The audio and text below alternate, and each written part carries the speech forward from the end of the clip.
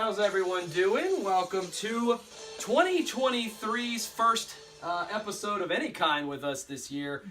And also welcome to Plate Exchange. I'm Steve with On the Ring Apron, Alyssa running the camera, Kia joining us a little later for Top Rope Spoiler, so 2 episodes coming out being recorded in the same day here. But first of all, thank you to everyone who sent out their heartfelt wishes for me. As you may or may not be aware at this stage, I did have COVID last week. Just tested negative a few minutes ago before I started filming this episode because we were had run out of time and was trying to sit here and decide, like, oh, am I going to have to wear a mask and do closed captioning on this? But ultimately, everything turned out well. Cleared to go to San Antonio this weekend. So sorry, ladies, you don't get to make the trip without me. But we're here for, like I said, our first episode of Plate Exchange and anything with On the Ring Apron so far for the year 2023. Our 3rd year in existence. I can't believe we've made it this far, and people still want to watch us for reasons. Right. But hey, it is what it is. But either way, a lot to get through. It's Royal Rumble week, first big paper premium live event of the year. Almost slipped there. Almost. I'm a little rusty at this, so give me a break. But I wanted to, hopefully everyone had a great Christmas, holiday, Hanukkah, etc. All the fun holidays that everyone went through. And also, hopefully, everyone's had a great start to their 2023. Ours has started a lot better than the end of our 2022. That was a year we were happy to see go. Mm-hmm. But at this stage, we're here and having our first episode of the year, and that is to crown a couple of sets of new champions, with our main event being the new NXT Women's Champion in the form of Roxanne Perez. Back in November, she did pull the upset of then-champion Mandy Rose, who had the second longest reign in NXT history, in NXT women's history at that stage. So we will be seeing the Toxic Attraction plates come off and our new champion, Roxy, getting her new plates. But that comes here at the end. We do have a couple of other belts to go through here first.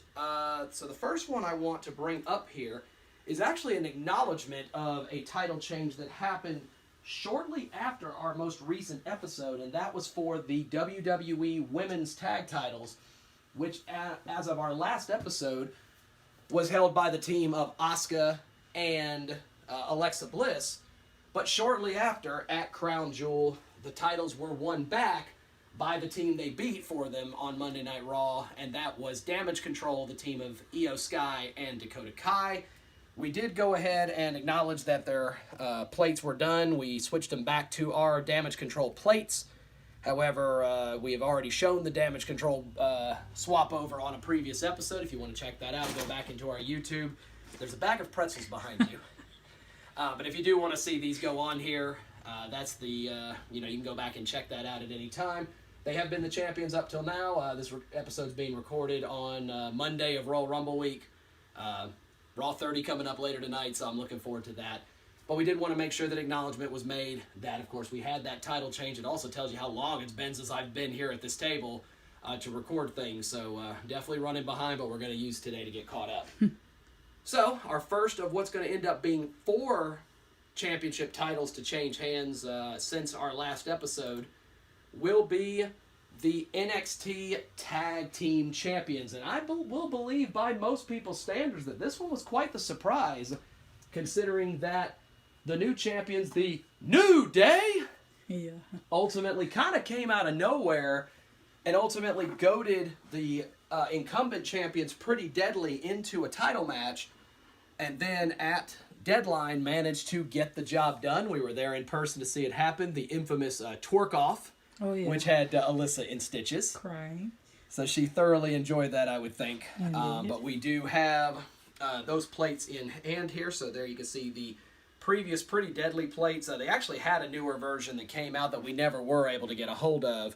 But they ended up still allowing us use of the old ones. And then recently, and I'm so glad they came in before the episode, but we do have the New Day plates. So looking forward to getting these on our trophy or our belt here in just a second. And y'all have to excuse me if I've got still a little bit of a hiccup in my voice, as I said, with COVID. And anybody who hasn't had it up to this point, it's no joke. So it definitely still messes with you even long after, the negative test is here. It's not like just, you test negative and all of a sudden everything's back to normal. It doesn't work that way.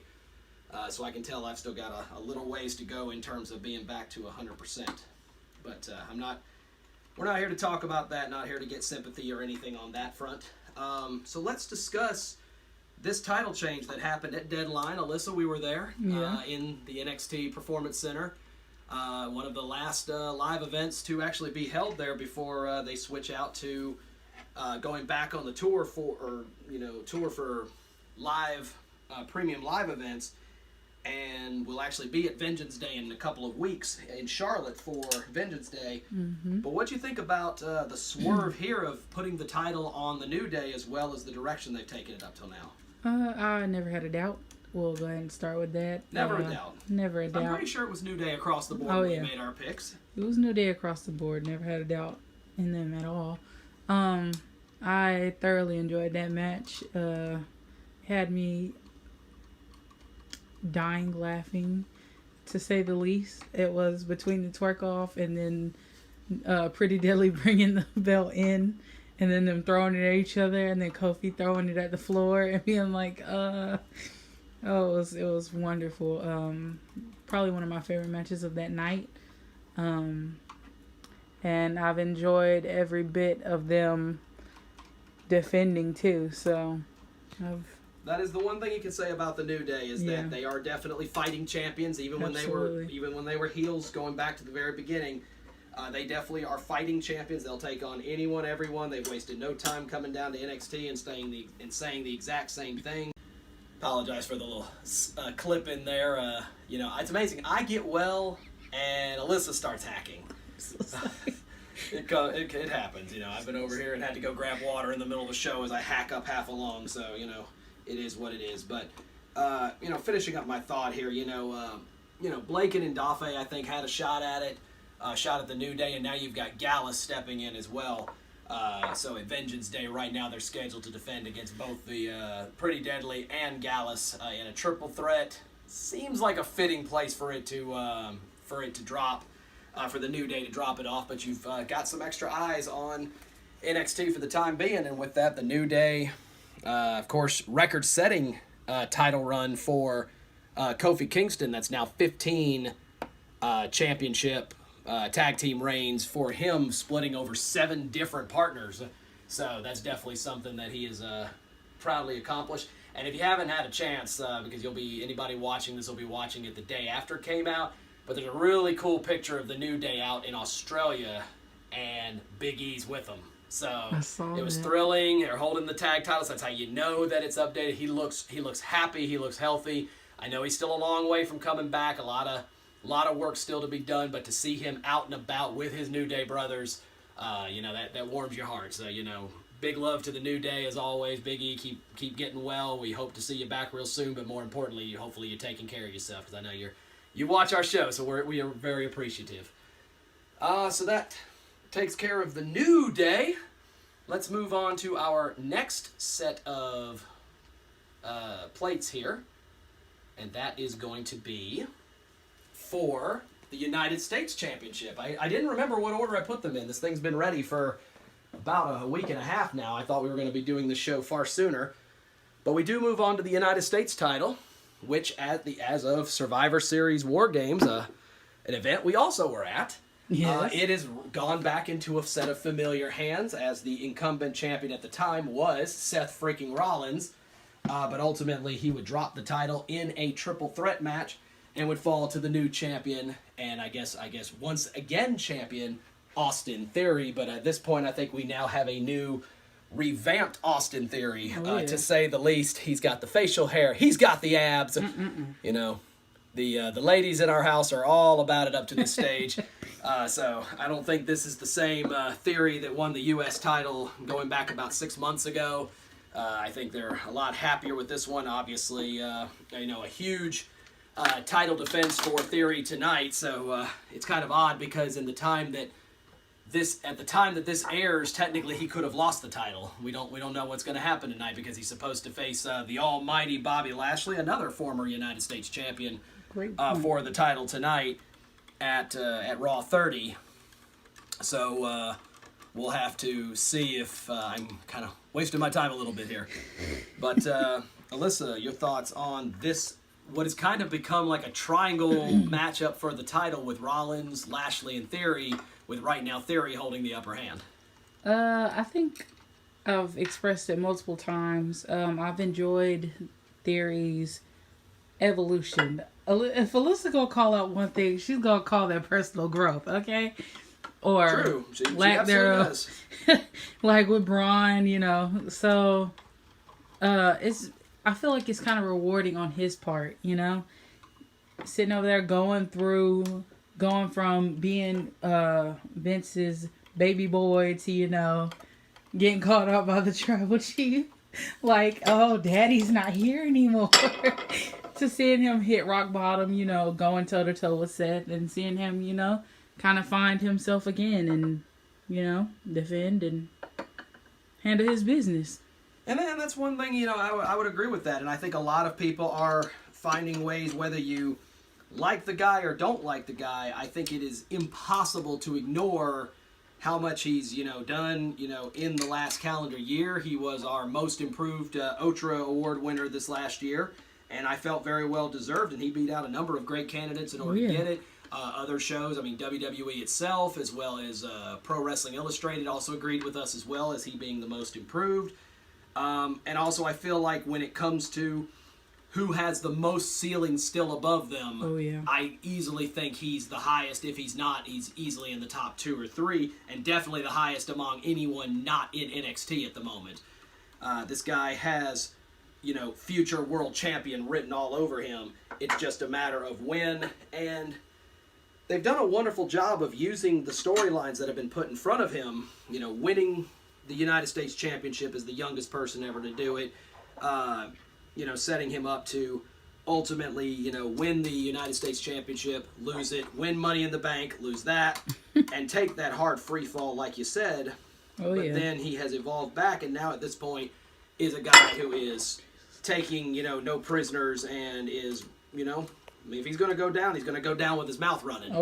You know, but he's a guy who's going to call a shot.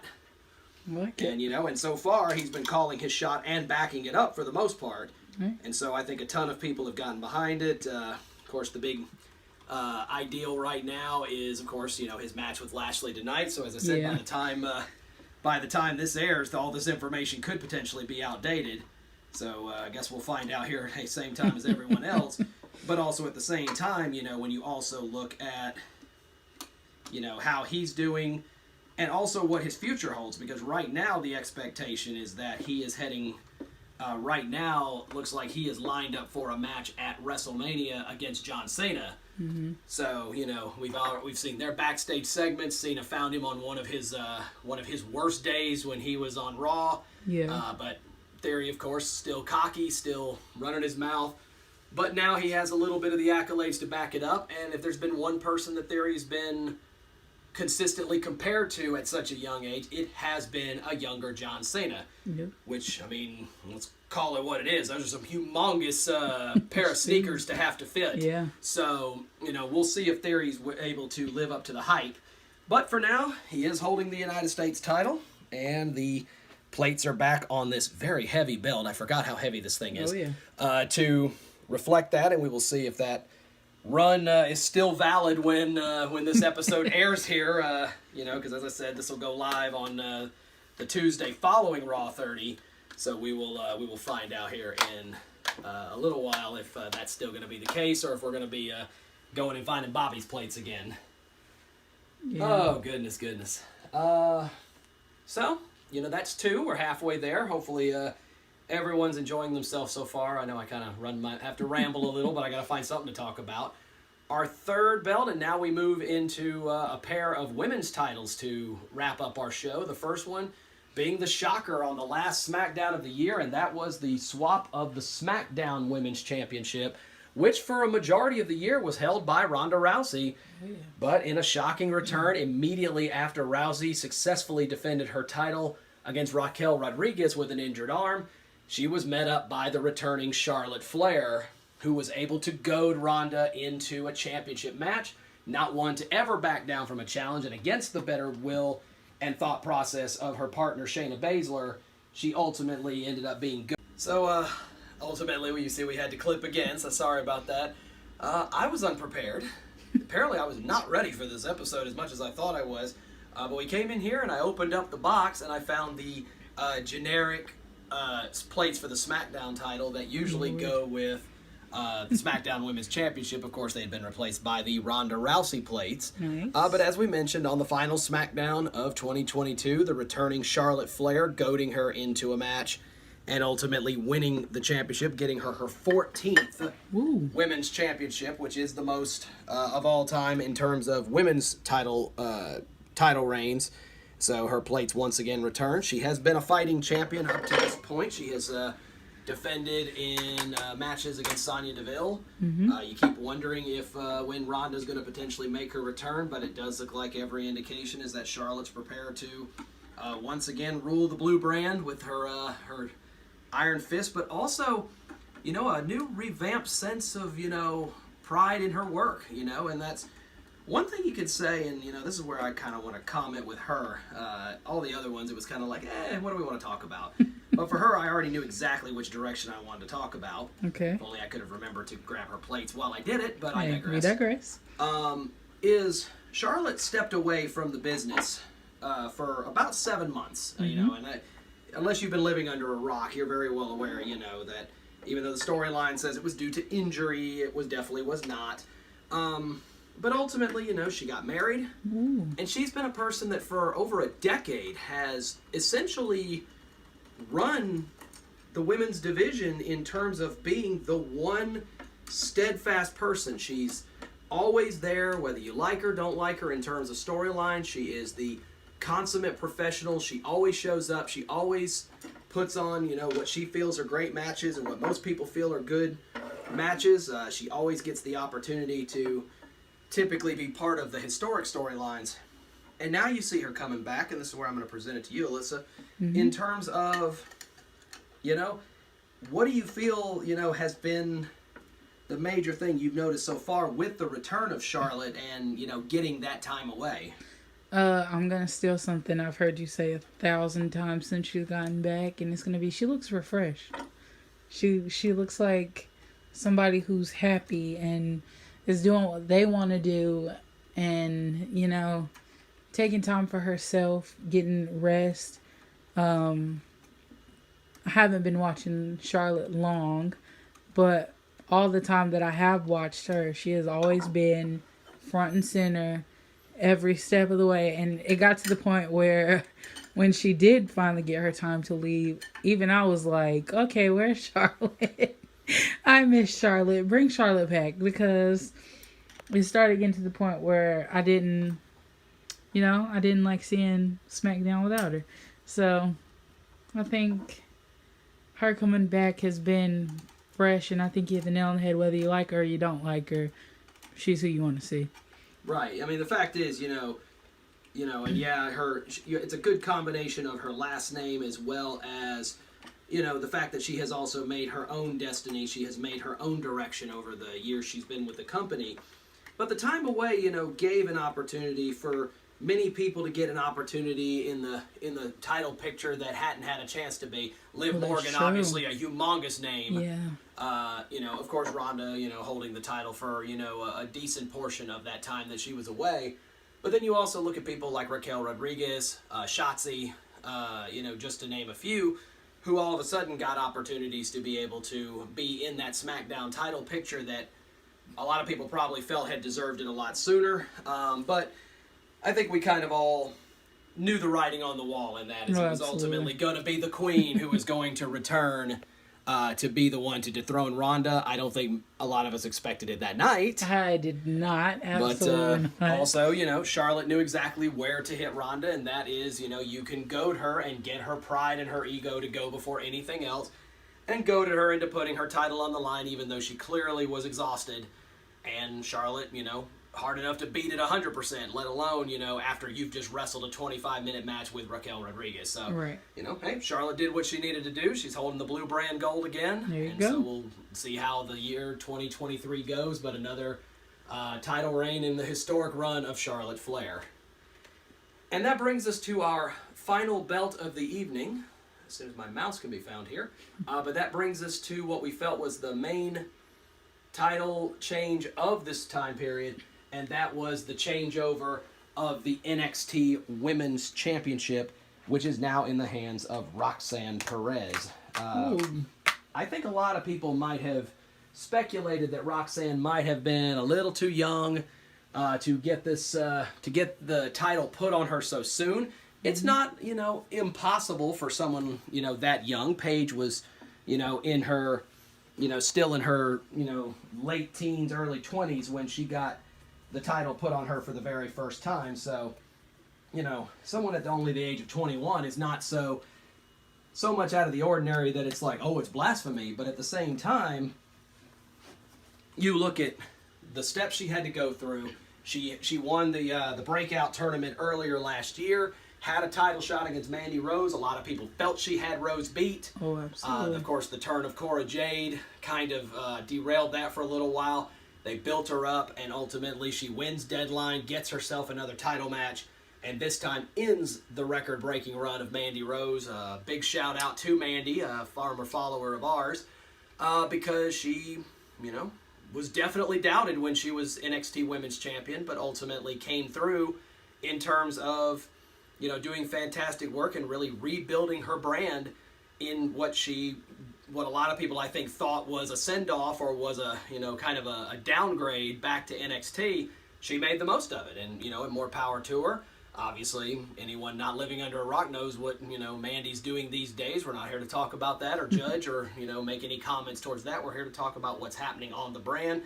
And that is we've got ourselves a young fighting champion in that of Roxanne Perez. It's not the first time we've seen her plates on our shows. Of course, her and Cora Jade did win the NXT Women's Tag Titles together, even though those only ended up staying on there for a couple of weeks before ultimately they both surrendered them after Cora's turn. But it is the first time that we are going to see Roxanne's plates grace the new NXT Women's Championship. You'll notice that we have the new one. I don't know if we had shown that on a one. I know we had shown the men's, but to my knowledge, Braun fought. So I think this is the first time we've shown this new belt on here. Feels right. Love it. And if it's not, then hey, you get to see it twice.